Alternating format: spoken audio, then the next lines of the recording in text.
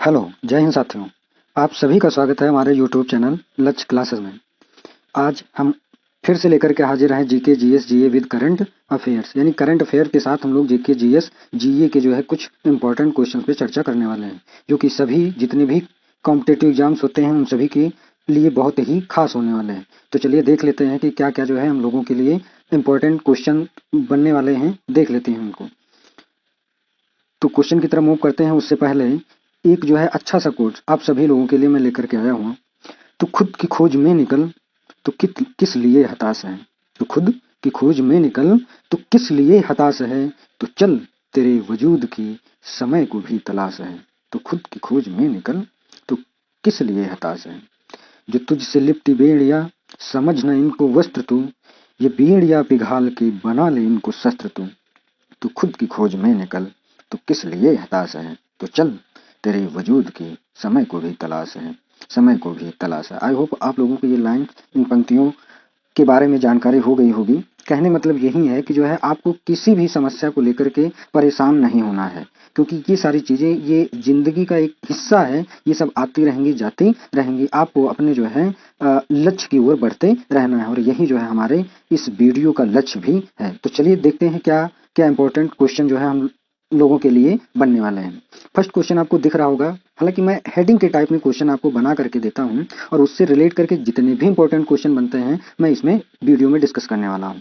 तो देख लेते हैं। जो फर्स्ट क्वेश्चन दिया है वो दे रखा है वर्ल्ड टूरिज्म डे 2022, और फिर लिखा हुआ है विश्व पर्यटन दिवस के बारे में जाने। तो हाल फिलहाल में अभी वर्ल्ड टूरिज्म डे सेलिब्रेट किया गया है। ये आपसे पूछा जाएगा कि वर्ल्ड टूरिज्म डे कब सेलिब्रेट किया जाता है, तो आप बोलोगे 27 सितंबर, यानी कि 27 सितंबर को हर साल क्या किया जाता है, वर्ल्ड टूरिज्म डे सेलिब्रेट किया जाता है। अब आप बोलोगे ये वर्ल्ड टूरिज्म डे सेलिब्रेट किस लिए किया जाता है, तो पर्यटन को बढ़ावा देने के उद्देश्य से जो है वर्ल्ड टूरिज्म डे हर साल सेलिब्रेट किया जाता है, मनाया जाता है, या फिर लोगों को दुनिया की खोज का आनंद प्रदान करने के लिए, आनंद को समझाने के लिए ये दिन जो है सेलिब्रेट किया जाता है।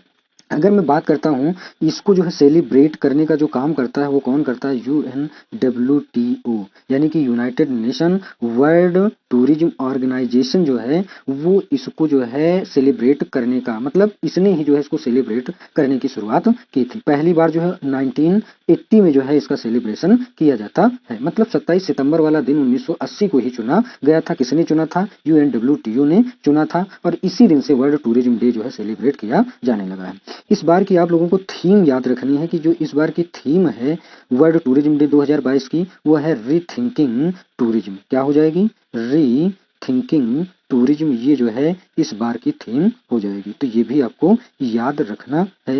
ये भी जो है आपका थीम से भी क्वेश्चन पूछ लेता है, तो इतनी जानकारी आपको याद रखना है। और अच्छा, इसी से रिलेट करके अगर आप देखोगे तो मैंने बताया UNWTO, इसकी स्थापना जो होती है वो 1946 को होती है, और मैड्रिड में, यानी मैड्रिड कहाँ पड़ेगा आप बोलोगे, स्पेन में पड़ेगा। तो मैड्रिड यानी स्पेन में इसका क्या हो जाएगा, हेड क्वार्टर हो जाएगा। तो इतनी जानकारी आपको इस क्वेश्चन से याद रखनी है।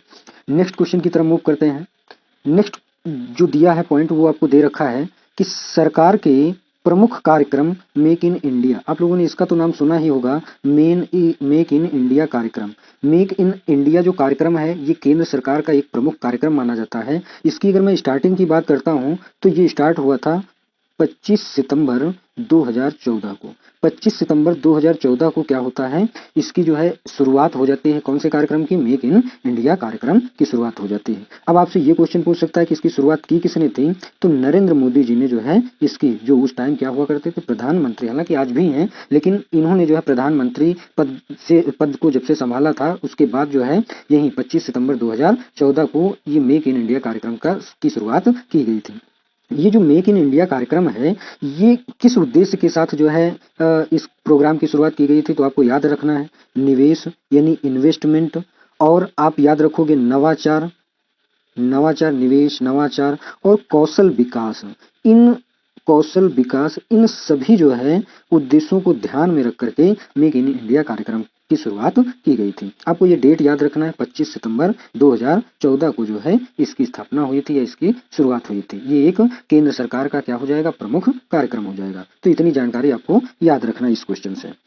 नेक्स्ट क्वेश्चन जो आपको दे रखा है वो दिया है भारत के हर गांव में 4G 5G कनेक्टिविटी के लिए $30 अरब का निवेश करेगा। ये आपकी जानकारी के लिए मैंने क्वेश्चन यहाँ पे रख दिया है। हालांकि एग्जाम में इससे क्वेश्चन बनने के बहुत कम चांसेस हैं, लेकिन जो मैं इसका एक्सप्लेनेशन दूंगा आपका, उससे कोई ना कोई ये क्वेश्चन जरूर पूछ सकता है। जैसे दिया गया कि भारत के हर गाँव में 4G और 5G कनेक्टिविटी के लिए $30 अरब का जो है निवेश करेगा। आप कहोगे कौन करेगा, तो ये आपका भारत सरकार करने वाले हैं। अच्छा, ये जो 4G और 5G, यहाँ पे G का मतलब आपसे पूछ लिया जाता है, तो आपको याद रखना है ये जनरेशन होता है। उसके बाद एक आता है इंफॉर्मेशन टेक्नोलॉजी, यानी जो आईटी जो मंत्रालय है, आपसे पूछ लिया जाएगा उसके मंत्री कौन है, तो आप बताओगे अश्विनी वैष्णव जी हैं। कौन हो जाएंगे, अश्विनी वैष्णव जी जो है वो इंफॉर्मेशन टेक्नोलॉजी, वैष्णव जी जो है वो इंफॉर्मेशन टेक्नोलॉजी के मंत्री हो जाएंगे। इसका क्या मेन उद्देश्य रखा गया है, इसका जो 4G और 5G कनेक्टिविटी है, इसका मेन उद्देश्य ये है कि देश भर के जितने भी गांव हैं, हर गांव में अंतिम छोर तक के नेटवर्क पहुंचाया जाए, ताकि ग्रामीण क्षेत्रों में भी एक मजबूत डिजिटल बुनियादी ढांचे का निर्माण किया जा सके। तो इसके लिए भारत सरकार ने क्या किया है, $30 अरब का निवेश करने का जो है डिसीजन ले लिया है। आपको इस क्वेश्चन से जो एग्जाम के पॉइंट ऑफ व्यू से क्वेश्चन इंपॉर्टेंट रहेगा, वो आपसे ये पूछ लेगा कि सूचना मंत्री कौन से हैं, या फिर जो है आईटी मंत्री आपसे पूछ लिया जाएगा, तो अश्विनी वैष्णव जी हो जाएंगे। नेक्स्ट पॉइंट की तरफ मूव करते हैं। नेक्स्ट देखिए, क्वेश्चन बहुत ही लाजवाब है, जो किसी न किसी एग्जाम में, आने वाले एग्जाम में पूछा ही जाएगा। जो भी आप अपकमिंग एग्जाम है उनमें जो है ये पॉइंट बनेगा, ये योजना जरूर पूछी जाएगी, ये अभियान पूछा जाएगा। छत्तीसगढ़ के मुख्यमंत्री कौन है, आपको पता होगा, भूपेश बघेल जी जो है वो छत्तीसगढ़ के मुख्यमंत्री हैं। इन्होंने क्या किया है कि एक अभियान की शुरुआत की है। उस अभियान का नाम है हमर बेटी हमर मान, यानी हमारी बेटी ही हमारा क्या है, सम्मान है, मान है, गौरव है। इसको लेकर के इन्होंने क्या किया है, एक अभियान की शुरुआत कर दी है। किसने की है, तो आप बोलोगे जो है जो हमारे छत्तीसगढ़ के मुख्यमंत्री हैं। तो बात हुई है इसमें हमर बेटी हमर मान, ये जो अभियान है ये किस उद्देश्य के साथ स्टार्ट किया गया, तो आपको याद रखना है इसका जो मेन उद्देश्य है वो जो भी स्कूल कॉलेज हो गया, स्कूल कॉलेज में जाने वाली लड़कियां हैं, उन लड़कियों की सुरक्षा को जो है मेंटेन रखने के लिए, सुरक्षा को बनाए रखने के लिए, या महिलाओं से संबंधित जो भी आपराधिक जांच होते हैं उन जांचों की प्राथमिकता देने के लिए, ये लोगों को जागरूकता पैदा करने के लिए जो है हमर बेटी हमर मान नामक अभियान शुरू किया है। तो आपको ये याद रखना है कि छत्तीसगढ़ के मुख्यमंत्री भूपेश बघेल जी ने किया है। कौन सी अभियान की शुरुआत किया है, हमर बेटी हमर मान। नेक्स्ट क्वेश्चन की तरफ मूव करते हैं।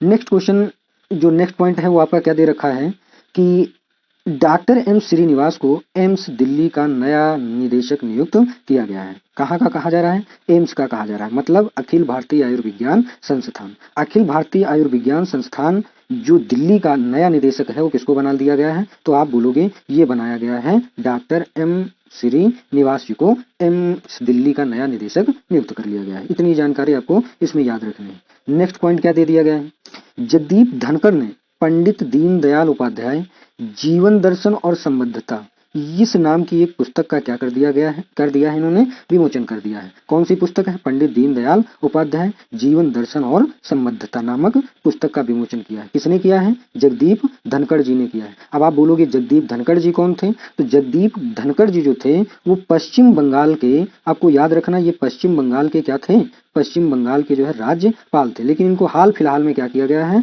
भारत का जो है उपराष्ट्रपति बना दिया गया है। क्या बना दिया गया है, भारत का उपराष्ट्रपति एम वेंकैया नायडू जी थे, लेकिन अब उनके स्थान पर कौन आ गए हैं, जगदीप धनखड़ जी आ गए हैं। तो इस क्वेश्चन से इतनी जानकारी आपको याद रखना है। नेक्स्ट क्वेश्चन की तरफ मूव करते हैं। जो भी पॉइंट है दे रखा है, पॉइंट है कि अंतरराष्ट्रीय परमाणु हथियार उन्मूलन दिवस। परमाणु हथियार उन्मूलन दिवस जो है हर साल कब सेलिब्रेट किया जाता है, तो आपकी जानकारी के लिए बता दूं ये 26 सितंबर को जो है सेलिब्रेट किया जाता है। तो 26 सितंबर को क्या किया जाता है, अंतरराष्ट्रीय परमाणु हथियार उन्मूलन दिवस सेलिब्रेट किया गया। इसको सेलिब्रेट करने के लिए जो है किसने बोला है, तो ये 26 सितंबर को यूएन ने जो है इसको सेलिब्रेट करने के लिए जो है सेलिब्रेट करने किया है। एक तरीके से आप इतना समझ लीजिए कि इस दिन को जो है निर्धारित किया गया है यूएन के द्वारा। अब मेन बात आती है कि ये जो अंतरराष्ट्रीय परमाणु हथियार उन्मूलन दिवस है, ये इसका मुख्य उद्देश्य क्या है, तो मैं आपको बता दूं कि इसका जो मुख्य उद्देश्य है, जो परमाणु हथियार होते हैं उन परमाणु हथियारों से मानवता के लिए जो खतरे उत्पन्न होंगे उनको पूरी तरीके से खत्म करना, उनके उन्मूलन की आवश्यकता के बारे में जन जागरूकता जो है फैलाना, यही जो है इसका मेन उद्देश्य हो जाता है। क्या करना, इससे जो भी उत्पन्न खतरे हैं उन खतरों से जो है जन जागरूकता बढ़ाना ही इसका उद्देश्य है। अब ये पॉइंट आया है यूएन। यूएन ने इसको क्या किया, निर्धारित किया। तो यूएन के बारे में जान लेते हैं। यूएनओ इसको बोला जाता है। इसकी अगर स्थापना की बात करते हैं तो इसकी स्थापना हुई थी कब, 24 अक्टूबर 1945 को इसकी स्थापना होती है। किसकी, यूएन की। इसमें जो संस्थापक देश थे वो टोटल कितने थे, तो आप बोलोगे 51, यानी 51 देश जो थे वो यूएन के संस्थापक देश थे। लेकिन जब इस पे हस्ताक्षर करने की बात आई तो केवल और केवल 50 जो है देशों ने ही इस पे हस्ताक्षर किया था। उसके बाद 51वां एक संस्थापक देश बनता है जिसका नाम था पोलैंड। पोलैंड 51वां ऐसा देश था जिसने यूएन को क्या किया था, संस्थापक देश के रूप में बना हुआ था। अगर आपसे पूछा जाए ये यूएनओ जो नाम था ये किसने दिया था, तो यूएनओ जो नाम है वो अमेरिकी राष्ट्रपति थे फ्रैंकलिन रूजवेल्ट जी ने जो है इसका नाम दिया था। तो आपको ये भी याद रखना है कि रूजवेल्ट जी ने क्या किया था, ये यूएनओ जो है नाम दिया था। तो इस क्वेश्चन से आपको इतनी जानकारी याद रखना है। बाकी अगर परमाणु ऊर्जा उसकी बात करें तो परमाणु ऊर्जा विभाग की स्थापना 1948 में होती है। और बाकी बहुत सारे जो है परमाणु, तारापुर परमाणु ऊर्जा संयंत्र ये हो जाएगा, जो कि कहाँ पड़ेगा, महाराष्ट्र में। कुडनकुलन तमिलनाडु में पड़ेगा। कलपक्कम कहाँ, ये भी तमिलनाडु में। कैगा कहाँ हो जाएगा, ये कैगा कर्नाटक में हो जाएगा। इसके अलावा और भी क्या हो जाएगा, जैसे हम लोगों को एक पता है कि जो है राजस्थान में रावत भाटा नाम का, ये जो है कुछ परमाणु संयंत्र हो जाते हैं। नेक्स्ट पॉइंट की तरफ मूव कर लेते हैं, देखते हैं क्या दिया है। नेक्स्ट पॉइंट दिया गया है कि पूर्व कप्तान दिलीप टर्की बने हॉकी इंडिया के नए अध्यक्ष।